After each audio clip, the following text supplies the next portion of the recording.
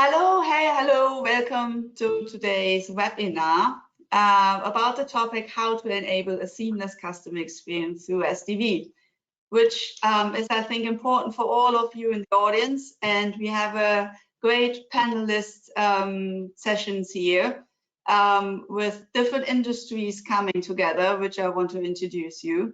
And we hope for lively discussions during that.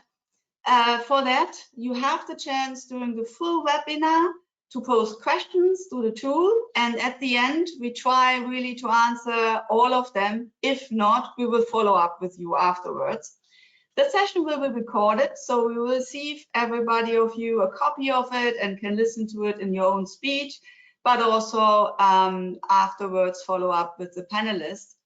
And latest housekeeping, we will do 2 poll questions in between, where we really want to have your opinion, and the panelists will walk you through their opinion about that, and if it's what is expected, or if you as an audience are a bit different. With that, I just introduce myself, Andrea Sroczynski, from SBD Automotive. I'm the managing director and being happy to be the host here for you today. With more than 20 years of experience in the connected car industry, being an IT and telco expert, it's really interesting to elaborate on that topic with the people, because now finally software made it the importance within the car. And as second panelist, we have from WirelessCar, Theo Hansen. WirelessCar is empowering future mobility, and that's also already over 20 years with providing connected mobility service solution, and have currently over 12 million cars connected in over 100 countries with 10 OEMs. So very good broad background, and welcome Theo for you here on the stage. Then we have from G&D, Michael Hess here. G&D, maybe you don't know, but actually everybody of you have G&D products already every day in your pocket, like banknotes, credit cards, your passport, but also in your smartphone and your car. And Michael has also over 20 years experience here in the automotive industry. And at G&D, he's responsible for the solution business with automotive customers. Welcome, Michael. Thank you. And last but not least, because we want to have also an OEM point of view in that, we have from NIO, Sebastian Celera with us. And NIO, obviously, you can tell in the car industry is maybe a new kid on the block, but already founded in 2014, and defines themselves as truly global company that designs, develops, and produces smart, high-performance, and premium electric vehicles. NIO has the inspiration to shape a joyful lifestyle for the users through thoughtful design, amazing services, and cutting-edge technology. So with that, obviously, Sebastian works as a senior product experience manager since April last year in NIO here in Europe, and is responsible for the in-car vehicle infotainment system, including media apps and navigation and location-based services, as well as operating system experience. So I think with that, we have a really good audience to elaborate about this topic.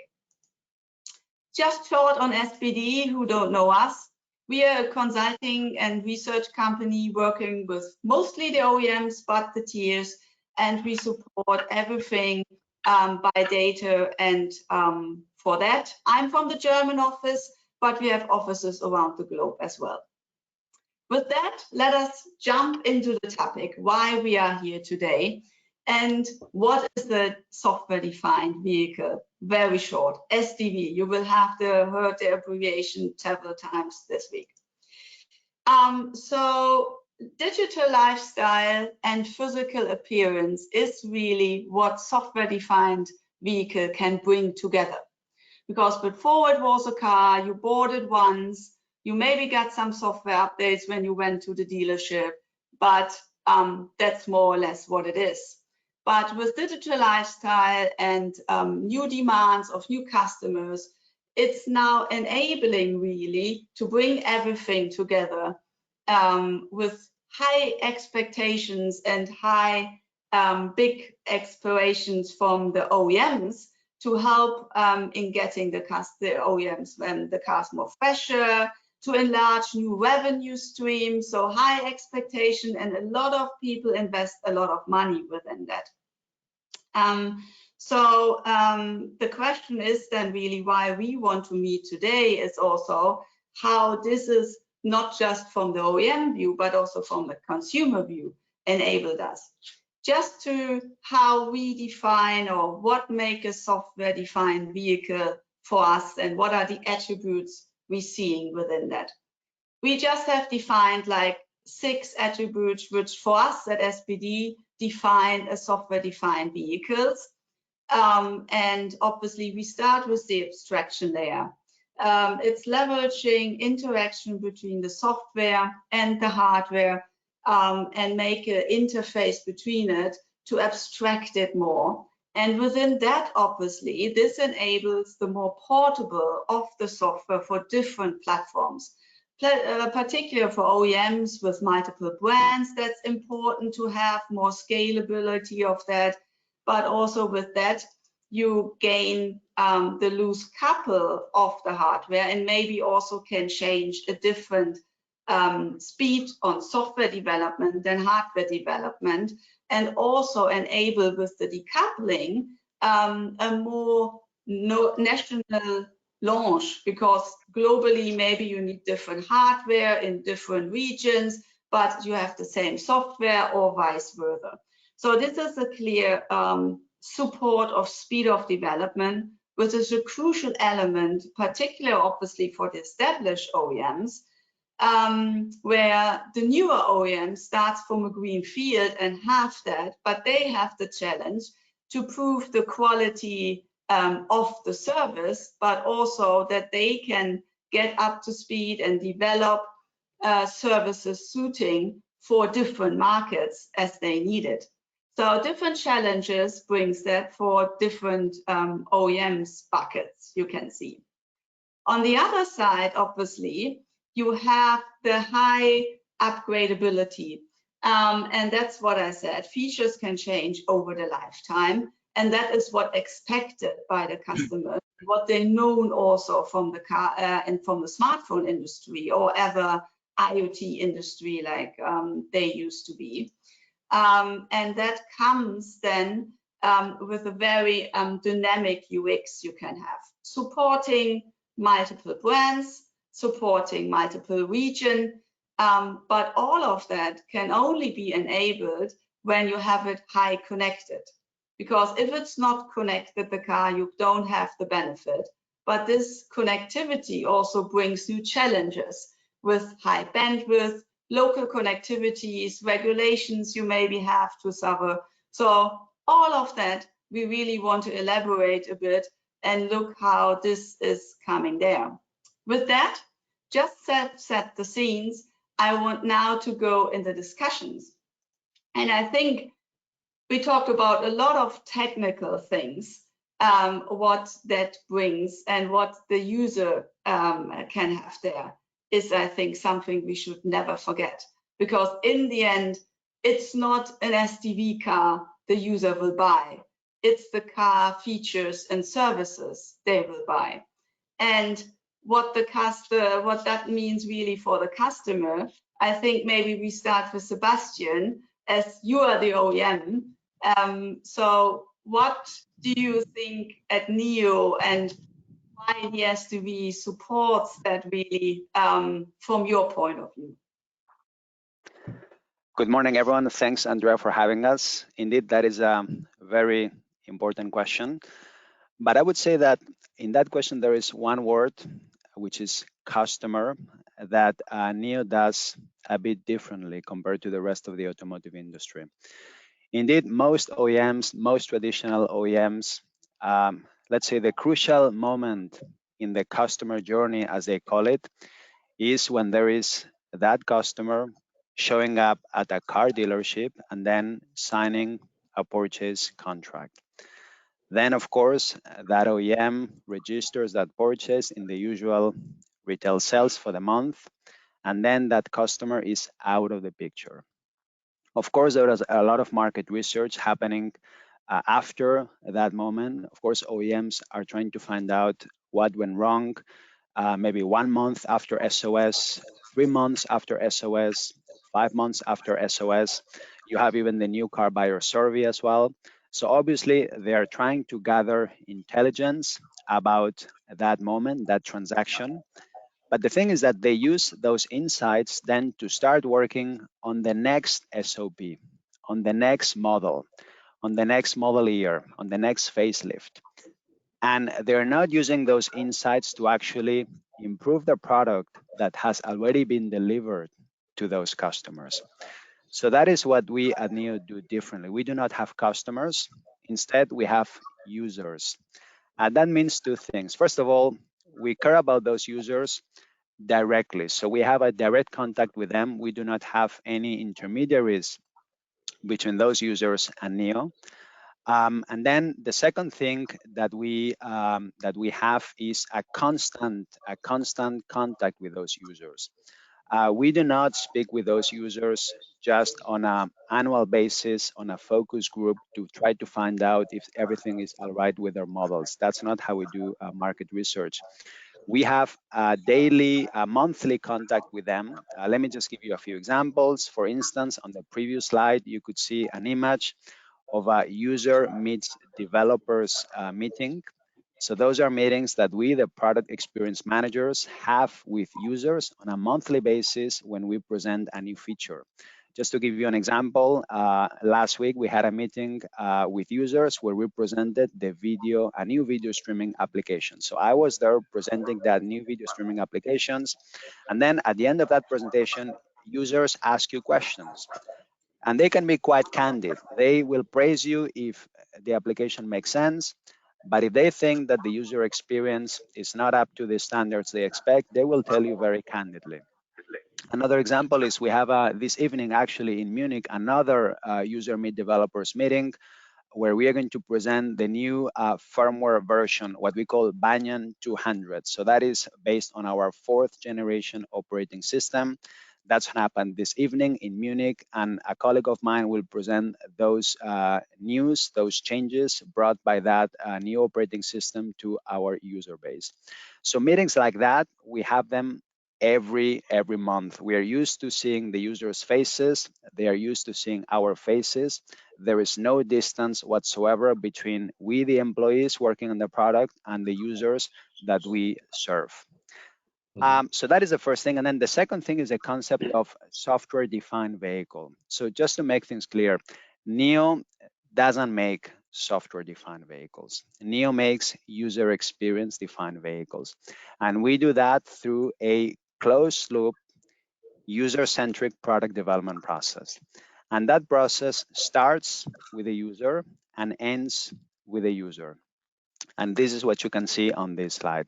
So the first thing we do is to collect user voices, and we can do that through several mechanisms. We can do that through the user meet developers meetings that I mentioned before.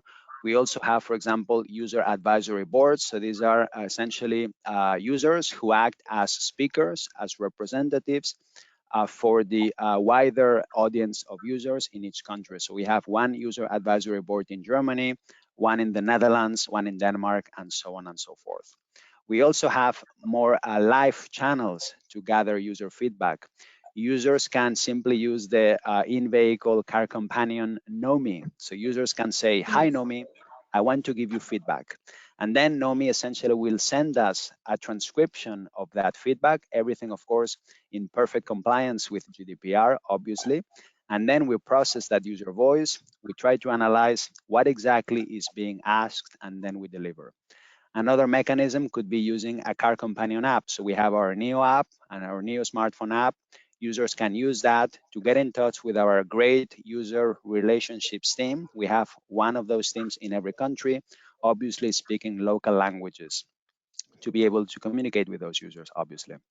So all in all, we have many ways to gather user voices. And then once per week, that's the first thing we do. On Monday, we sit down, we go through those user voices. Obviously, we do not go through all of them. That would take quite a long time, but we go through a synthesized version, a regrouped version of user voices. And then as a next step, we create a product definition document. We define what the product should look like, right? And then that's coupled usually with the usual interaction designs from the UX UI designers.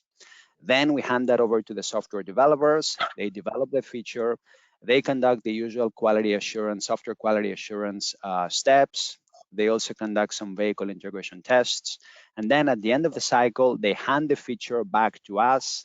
And then we conduct the user acceptance tests. So we put ourselves in the shoes of the users. We try to use those features as those users would, and also we compare them against the original product definition documents just to make sure that everything is in order. And if everything is in order, then we release those features through a firmware over-the-air update or through a SOTA software over-the-air update. If the feature is involving an ECU or more than one ECU, obviously we have to go with firmware over-the-air update. Now, you also have features that are at an application level. So for that, we do not have to conduct a full FOTA update for that. Just a SOTA update is more than enough. And you know what? The beauty of the scheme is that from day one, after you release a FOTA or a SOTA update, you already start getting user feedback. Users will tell you, thank you for the feature, but this has to be improved. This is not good enough. This translation in German is wrong. You made a typo there. This toggle switch is not good. You have to change it. So, and then the cycle starts all over again. So this is an infinite loop that never ends and that helps us continuously perfect the product, the softwares that we deliver. So that is why we say that we make user experience defined vehicles, because our users define what they want, and then the software comes later as a reaction. That's really interesting. I think you really excelled around that software is just the enabler and not the mean. So you don't do it. And working along in the industry, I know also from engineering view, we just do because we can do it, but who wants it in the end there? That's sometimes the question. And having all of the 100 feature, but only 2 are ones maybe critical, you should put really and concentrate on those topics there. So Theo, from providing services there also to the industry on that, how do you see that also in supporting different segments and regions? What are the specifics there from your view? Yeah, so really interesting what Sebastian explained. We had last week our 2030 strategy presentation internally, and we talked about the context around us, which is changing, and what does this mean for us. So the automotive industry is transforming, technology is transforming, mobility as such is transforming, but also the consumer is transforming. And basically what we think is that every one of us as a consumer has a more and more digital connected lifestyle in our day-to-day activities. And what we think is that one of the things it does is that we are more and more used now to get a personalized experience. Very much what Sebastian was saying is, okay, I'm used, I don't know, I buy stuff on Amazon, and then Amazon is suggesting what to buy next, or I watch on-demand TV streaming, and then I get a list with the proposal of things to watch in line with what my personal expectation is. So that is something which is then also impacting on how we go in mobility and the use in the car and outside the car. The other thing which is happening because of this digital lifestyle is that we're getting more and more used to get what we like to call instant gratification. So that means that we have access to products, experiences, or services exactly in the moment when we have the need or the desire for that. Whether it's we order food online, or we order a taxi or a car sharing. So this behavior then has a big impact. And then coming back to what we're discussing here is the big question is, okay, which of these experience then will delight and enlighten the customer or the consumer, and which ones not. And that, I think, is then the big challenge which we see with the OEMs. And Sebastian explained one of the ways to kind of improve that cycle and make sure that you really get to an experience what the customer is looking for. There are different ways of do that. And yeah, we have those discussions with the OEMs, and of course we try to support with insights and with the knowledge we have from what we're doing in the market. To your point, the consumer, we as consumers, we don't care so much what is the underlying technology. Software-defined vehicle is basically enabling a lot of stuff. One of them is the user experience, and therefore I believe that there should be more focus on, okay, what is the consumer looking for and expecting, and what is the willingness to pay, because at the end of the day, then that's also, of course, a super important aspect. And I think we can, as an industry, we can do more there, I think. Yeah, you're absolutely right. And I think you also hit the point. As I said, consumers are much more used to the world and the lifestyle they get from smartphones or tablets and other connected devices. Michael, as I introduced G&D, you are in all of the ecosystems, obviously. That is the question on, if drivers want the same functionality as in the car, can we turn the car into another IoT device? Or how do you see that then to support all the agile things and new services coming up there? Mm-hmm. Yeah, thank you, Andrea, and good morning to the webinar audience. Yeah, so what we have experienced is that customers, they don't want to differentiate using a smartphone, a tablet, or a vehicle. Connectivity is a very strong buying criteria right now. So every third customer is looking into the connectivity features of a vehicle when he decides if I want to buy a Neo or a car from another brand. And my kids do the same. The first thing that they check is the connectivity features. And our vision is that we want to make the car to another eSIM device. So that's what we have experience from our discussions with our customers and with end customers. So that means you as a driver, you don't want to differentiate the apps that you use on your smartphone and in your car. You would like to enter your car, you would like to have your own telephone number for doing your private calls, for doing your business calls. You want to have your business environment up and running in the car when you enter the car. And yeah, this is something that we need to address with that. And this is a very strong challenge for all of us in the future. So with those solutions, then we can really integrate the vehicle in the eSIM ecosystem. So we have a very strong driver for those connectivity things from the big device manufacturers, just like Apple, Google, Samsung. They drive the market, and we from the car industry can use these technologies and adapt that to the automotive needs. And we can bring really benefits to the customers, because today you have your smartphone in your vehicle and you want to do a telephone call, but there's metal around and the signal is shielded. That means your connectivity is not as good as it should be. And with 5G and future technology, that will be even worse. So that's what we can address. If we integrate all of the connectivity in the vehicle, then you can use the external antennas from the vehicle. You can use the head unit from the vehicle for the smartphone apps and everything what is needed to have a seamless customer experience. And your connectivity, your apps should follow you when you enter your car. We switch over from your smartphone to the vehicle, and if you leave the car later on, back. And yeah, but for doing those things, we also need to work in collaborations. We will have a discussion point later on when we talk about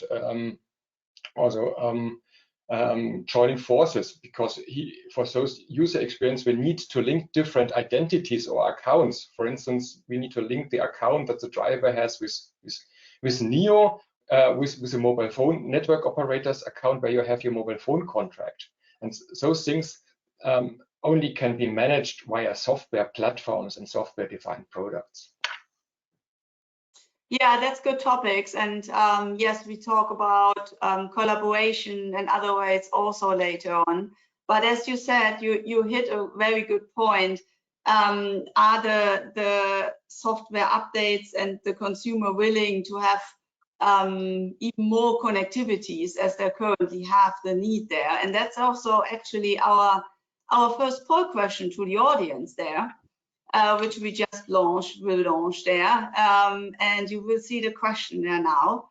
And we hopefully you had that. So the question is really, software updates on your smartphone are downloaded via your personal mobile subscription, as you know. Would you also share your private data plan with your car manufacturer? Obviously, this audience is maybe a bit biased because you're either manufacturer or you are suppliers, but it's really interesting for us to understand your point of view there. So the question is, the answers are yes, data costs are not a concern for me at all. Happy to share that. No, I don't know how much data will be used. So I have no clue and no control, so I will not share, or partly only for services requiring low data. So nothing big and something like that. So really curious, and I think the audience is also quite curious to understand your viewpoint. And we are happy to have then the result now soon.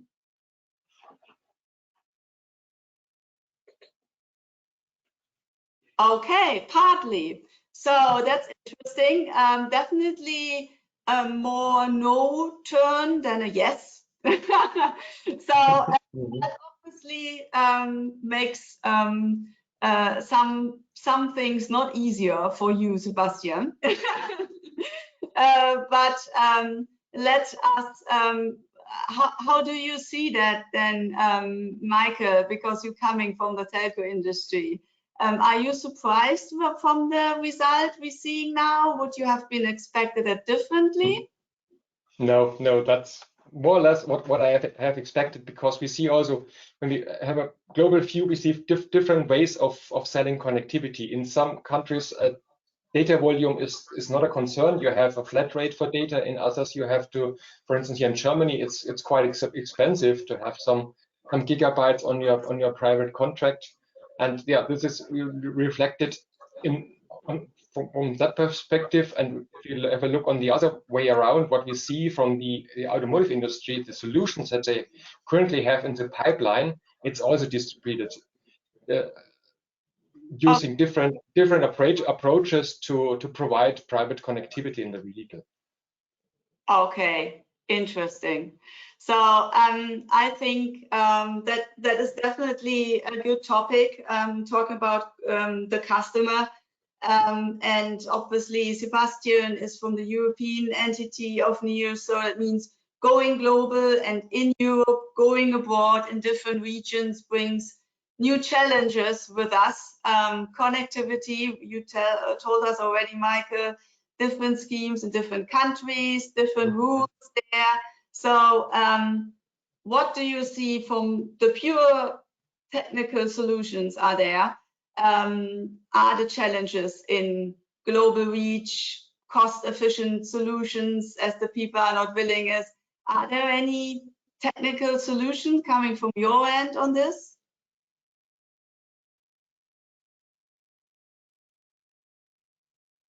Did you address Andreas or Sebastian or me? Michael, you.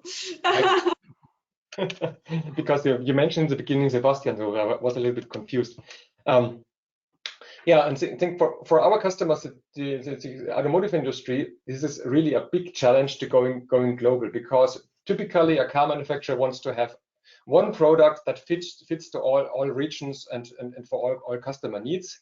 And this is currently, unfortunately, not the case when we talk, for instance, about connectivity, because we have so many local regulations and rules that makes it much more complicated to do that. For instance, we have countries, they don't allow local and permanent roaming. That means you need really to localize the connectivity contract. Brazil is an example for that. Other countries, they don't allow, due to data privacy regulations, that don't allow to process data out of the their own country. So India is an example, Saudi Arabia is an example. So these corner cases always causes headaches from on the end from our car manufacturers customers.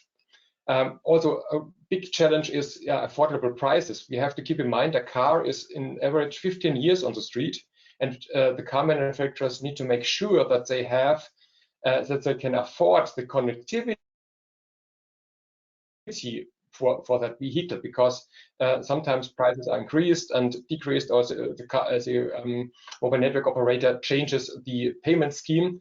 That is also something that needs to be addressed from the car manufacturer's perspective to stay competitive, and from the price perspective also as cheap as possible over the lifetime of a vehicle. And also last but not least, the passengers, they also want to have an up-to-date vehicle, so they don't buy a car and the technology should be the same over 15 years. They expect that also the car follows new technology trends. For instance, maybe we'll have 6G in some years. Maybe the telco industry will switch off other networks, just like 3G, and we had the discussion with 2G. Just where they want to switch off these networks, and here we have to have some solutions in place that we can really connect the vehicle over the long lifetime.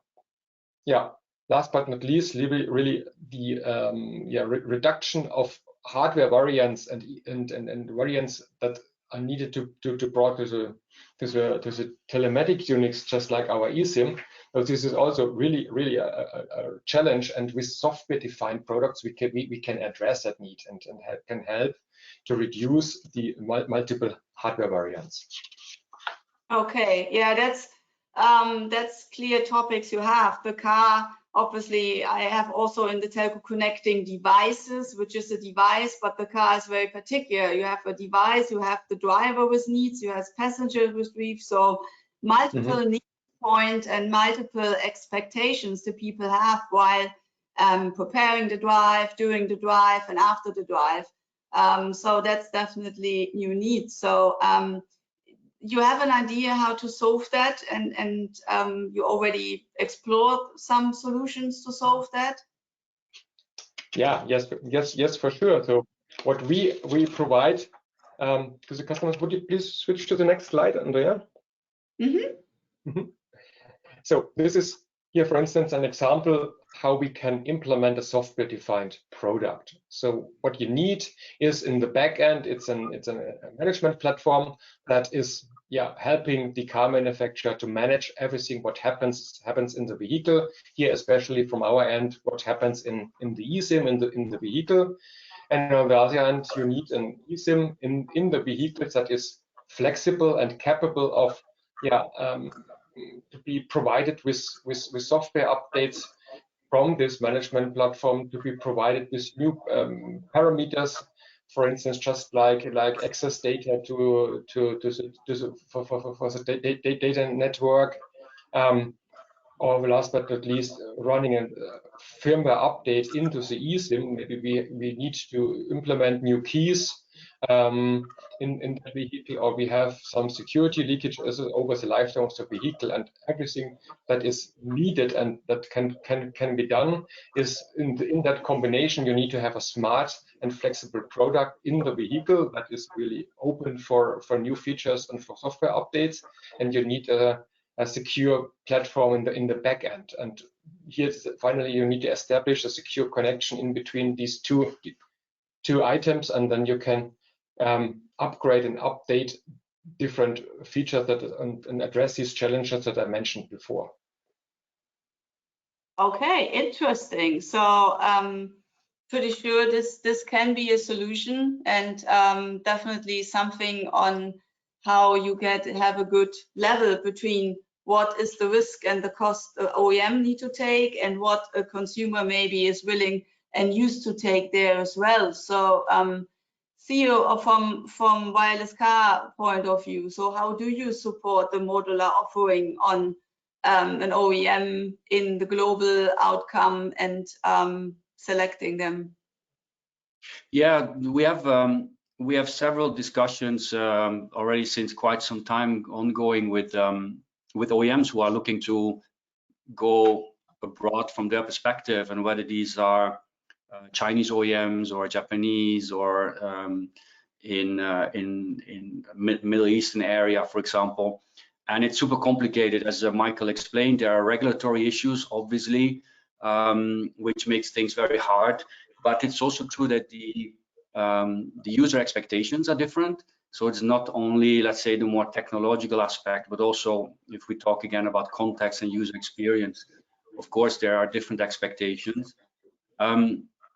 Very often the partner ecosystems which are being used to build the capabilities to create the connected mobility or the connected experience are not, these partners, not all of them are present or operating in different regions, different countries. So that is another aspect which makes it very complicated for the OEM then to basically try to copy and paste and go in a different region. And not always there's the local presence of the OEM with the right competences. So it's very high complexity in this. And all of this has also then a big impact on, okay, does it even make sense? Is this financially sustainable? There's a high impact on, there's a high CapEx required and very long lead times. So what we are trying to do from our side is that we try to mitigate this with obviously our presence in the major regions, I should say.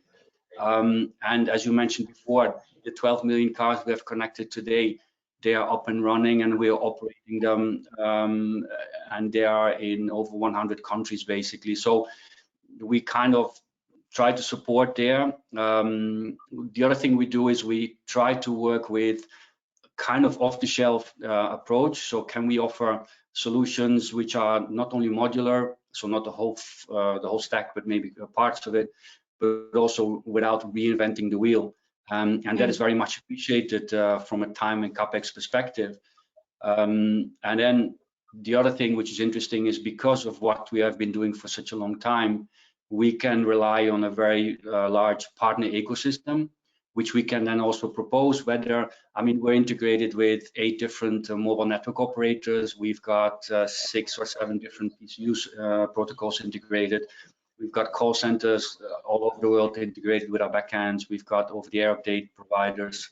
So there's a big interest from these OEMs in this kind of almost like a managed service perspective. Okay, we can give you specific contents, maybe not the full stack or the full catalog of services. We will help you not having to reinvent everything from scratch. And if necessary, we can bundle some of the partner pieces from the ecosystem basically out of the box as a solution. So in that way, we're trying to help OEMs who are trying to get cross-border into different regions. Yeah, I think that's needed, as we had said at the beginning, speed to market, but also reducing risk, because that is also from our experience, when we do testing of vehicles, but also focus groups for customers, the first impression, you don't get a second chance for it. So if you establish a service and it's not what is expected, yes, you may lose some customers then very quickly. But I think Sebastian, you, as you said, you already have a good interaction with your customers, but I think you just came to Europe. How do you tackle there also the complexity of Europe? Because I know a lot OEMs coming from a single country coming to Europe and thought, that's another country.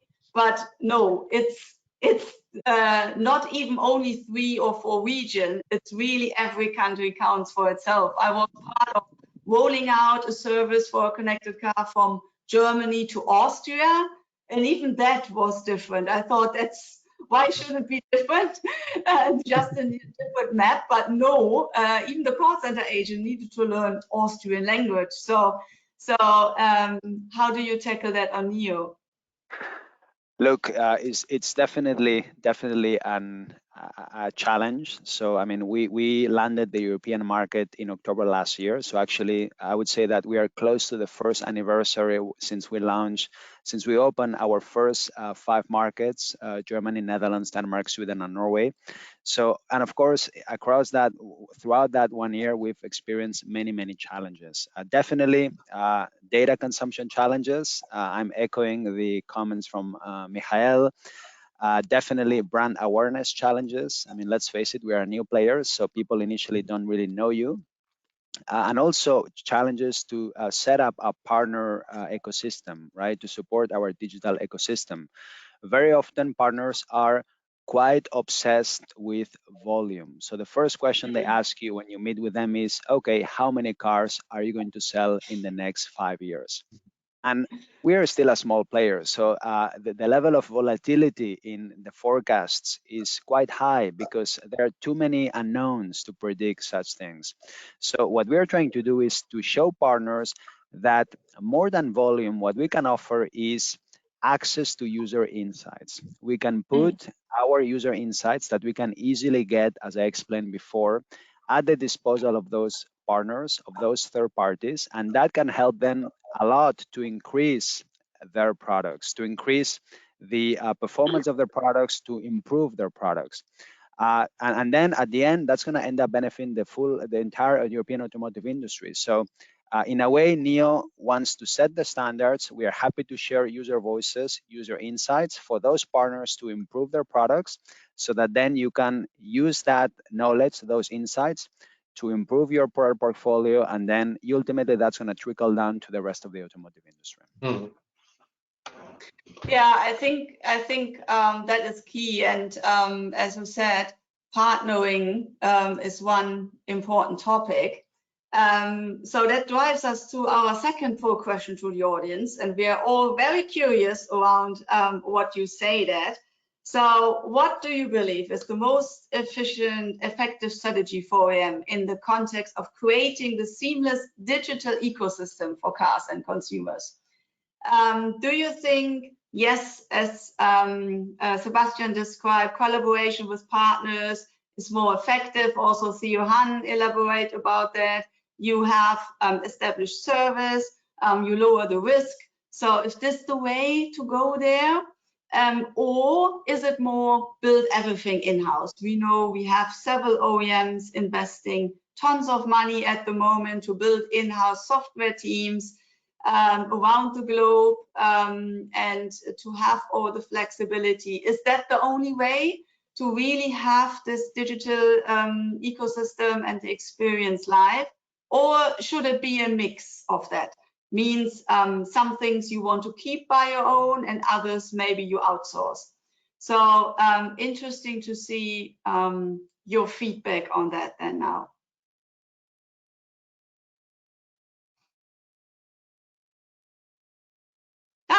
Well, not really, I would say, a surprise, and good to see it that we, I think, all good aligned. So interesting that Soles really believe building in-house is the only way to go. For me, that's personally good to see, because I think some point the industry was a bit different, but maybe also believe in who is in the audience, maybe this there. Collaborating, only collaborating and going through partners, I think it might be good for a certain strategy in certain region, but I think the mix of both shows that. So Theo, I think it's what you also discussed and what you maybe experienced from your talks with OEMs, or do you see the answer differently? No, absolutely, and it's really interesting because there's a lot of discussion going on. Is that for us as a provider, is it a threat or an opportunity that the OEMs are insourcing stuff?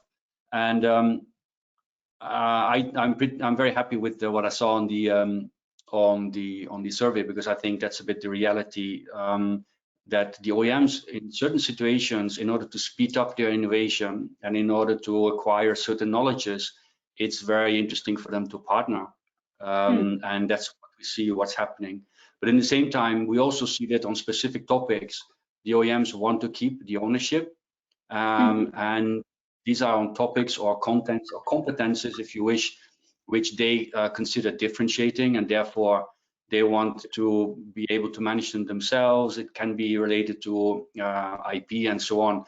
I mean, I've been in discussions where we were talking about software for the e-powertrain or software to manage the batteries or predict the lifetime of the batteries.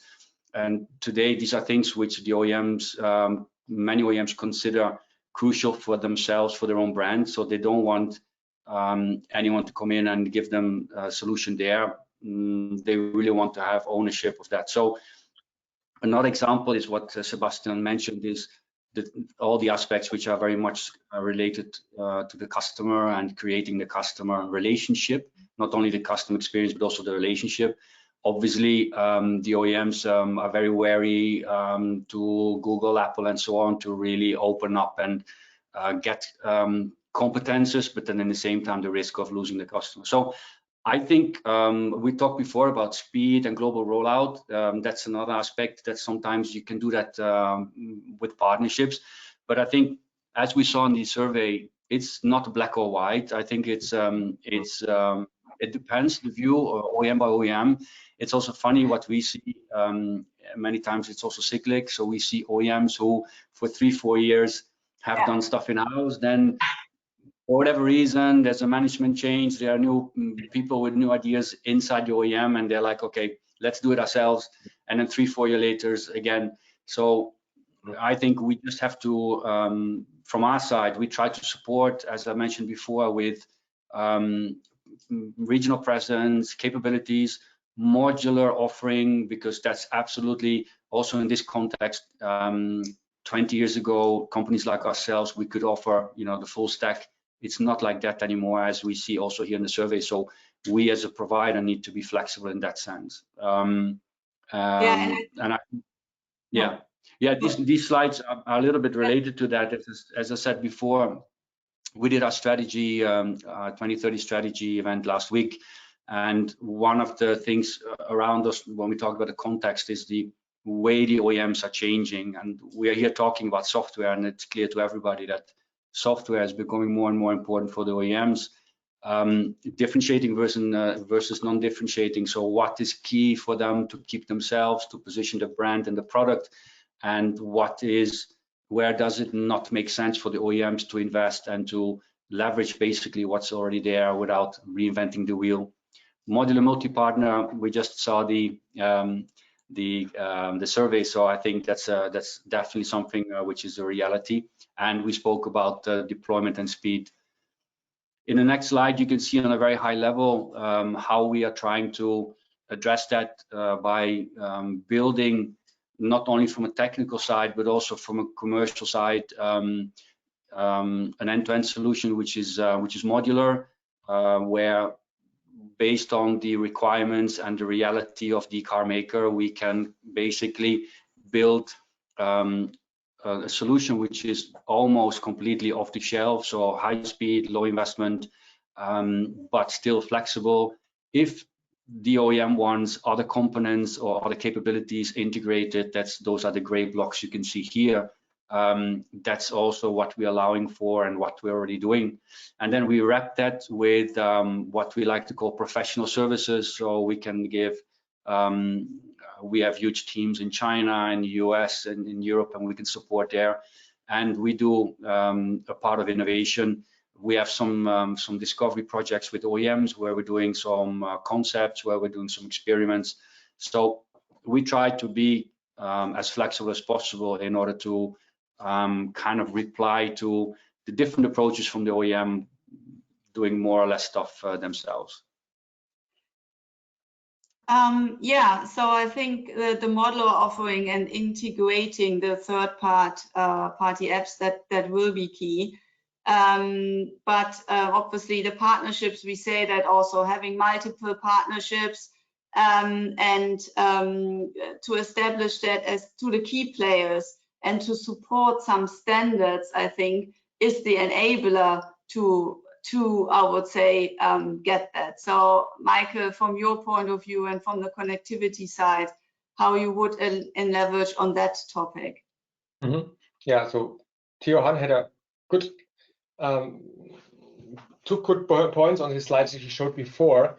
So he was talking about differentiation and non-differentiating features.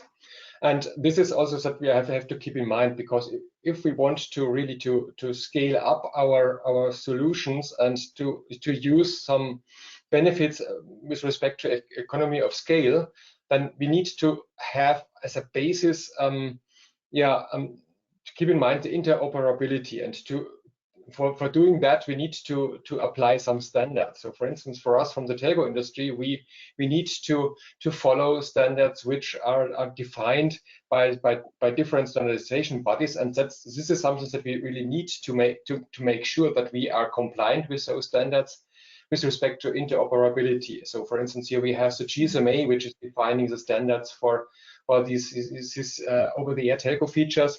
We have the ETSI, which is defining the interfaces and some electrical features from our products. Or we have Global Platform, which is defining interfaces and applications that can be downloaded to these eSIM devices. So that is key, and this is the non-differentiating part. And if we want to have smart solutions, and we're talking about some add-ons to these solutions, which can help our customers to differentiate them against their competition. And I think this is something that we need to bring together. Yeah, I think that is key, because obviously you can have your own top apps or third-party integrated, but there must be a certain standard. If everybody's doing things by their own, you never get the threshold also. And as you said, also allowing that for smaller OEMs to be part of that interactive puzzle, I think, to put that together. And so, the ecosystem is very, very complex. So we have so many stakeholders that we need to involve in those developments. We talk about the car manufacturers. We have the tier ones, which are providing the electronic technology. We have the mobile network operators on a worldwide scale. It's not only one, it's always 5 to 6 to 7 that needs to be involved in a specific car project. We have companies just like TND, the eSIM providers, which provides those technologies for managing the eSIM. And last but not least, we have the chip vendors. So we also have to involve them in our ecosystem. We need to know what is on their roadmap, what are the upcoming features, what are the upcoming products that we can need for our software-defined products. Finally, shared platforms is a key. So we need to establish platforms where we bring all parties together. We can interact and that they exchange, I always call it metadata, to automate the processes. I think Johan knows more than I about that. What does it mean really to have from the idea to produce a car until bringing it to the customer? What kind of different platforms, services, and solutions are involved in doing those things? Absolutely. Sebastian, you already elaborated that you in general are open for partnering and open to, I would say, bring the best together, let me tell that way, for your customers' experience on that. So on third-party apps also, and including that and helping, for example, customer getting something like WhatsApp, Spotify, or whatever in the car. You're working on that as well. You're supporting your customers, and what is the new approach there? Definitely. So the new approach is that partnering is key. I mean, we have partnerships in online radio. We have partnerships in video streaming apps. We have partnerships in third-party service e-calls. We have partnerships in music streaming, in navigation and location-based services. So definitely partnership is key. Of course, we also have to maintain a consistent system experience that transpires Neon-S, that transpires our brand. But yeah, absolutely, very open to partnerships. We generally prefer, let's say, deep integrations. If we need to integrate, for example, a music streaming service, we will always go for a deep API-based integration rather than just third-party installs. But we are open-minded. So if we have to install a third-party APK, we are happy to do so. as long as we respect the user experience. So for us, the user satisfaction score is the red line, I would say. Okay, great. No, good discussion. I know we four can talk for ages there, just going back for the last minutes also to interact with the customers. We have received some interesting questions for sure. Definitely also to Neo and all the others. So maybe Sebastian, you can just continue. So we have interesting questions. For example, on how many you tell that you have a lot of SOTA updates and something like that. How many? Can you tell us a number? What's the typical updates you launch in 1 year at Neo? So I would say typically we launch 4 FOTA updates. 4. That's usually the number, but of course that can change depending on the needs. And then SOTA updates are much more flexible because they do not have the same strict gateways that FOTA updates have. So when it comes to SOTA updates, we can launch one per month, for instance, or even more. It's really, there is not a set standard. It's really based on need, on demand. Okay. Okay. So you have a regular, I would say, cycle, but you do it on hands based on your experience. You get the feedback there then. Especially for the SOTA updates. For the FOTA updates, we have clear gateways, of course, Okay. that we have to respect to prepare towards that FOTA update. Yeah. Okay. So tons of questions now pulling in. I'm sure we can't answer them all. Just for the audience, we come back to you definitely afterwards.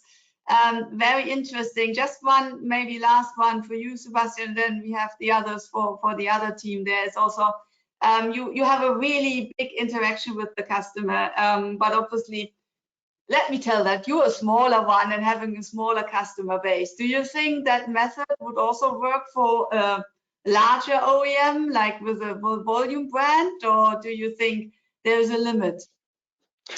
Well, look, it works in China. I mean, in China, Neo has already many users, and there it works. Of course, it's all about trying to set up the right tools, the right systems within the company that allows us to process those user voices and to group them by themes. But in China, that is already pretty streamlined, and it works. So yeah, looking forward to an increased user base in Europe as well. Yeah. Okay.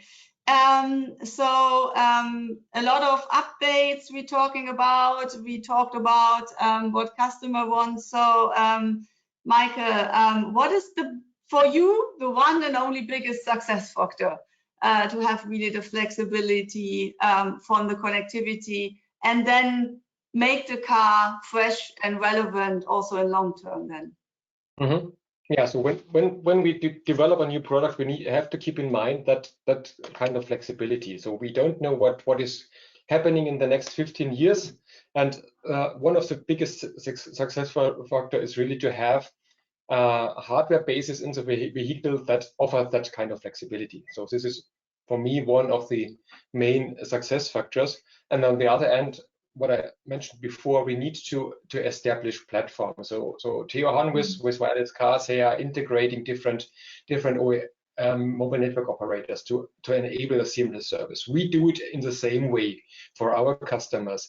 Sebastian needs those integrations to say, okay, I want to go to country B, and he addresses WirelessCar or us, and how would you solve that connectivity need or the other applications that are needed to that specific country. So to have platforms established that really combine all stakeholders and enable us really to be faster with rolling out those services. So I would say the faster is the key there. I have one question up there is on latest survey results. They show kind of that vehicles with AAOS, that means Google Automotive Services, seems a bit more appealing to customers than the others.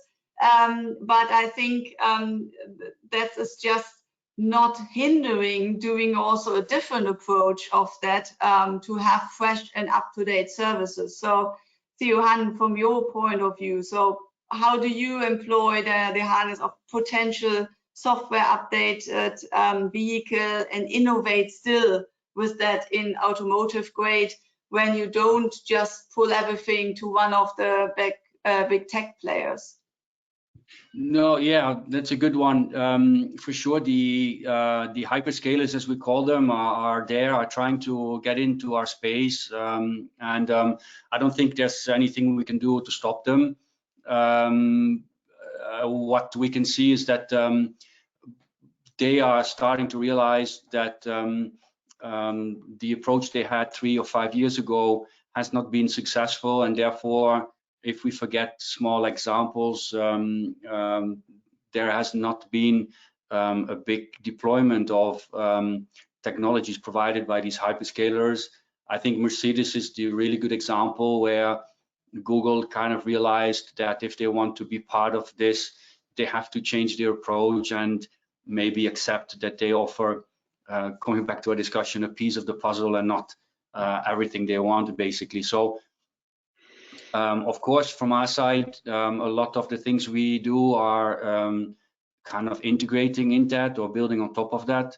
So we have teams who are continuously in discussion, not only with all the OEMs, but also with these tech providers or hyperscalers, in order to make sure that we can continue to support the OEMs in that direction also. Great. Unfortunately, we run out of time. I'm very sorry. We have more questions to do, but that shows that there is an interest in that topic. And I think it's worth to elaborate more on not just speaking about technology, which are clear enabler, which we need, but also how this is then viewed from the customer point of view. I thank you all very much. Thank you to the three to be with us here. Thank you for the audience to being very interactive. That makes it always fun to moderate. And we hope to see you soon. As I said, it will be recorded. You will get the contact details of the panelists afterwards, and we distribute your questions, and you will definitely be hearing back from us there. So thank you again, and have a good rest of the week then. Thank you for having everybody. us. Bye-bye. Bye. Bye.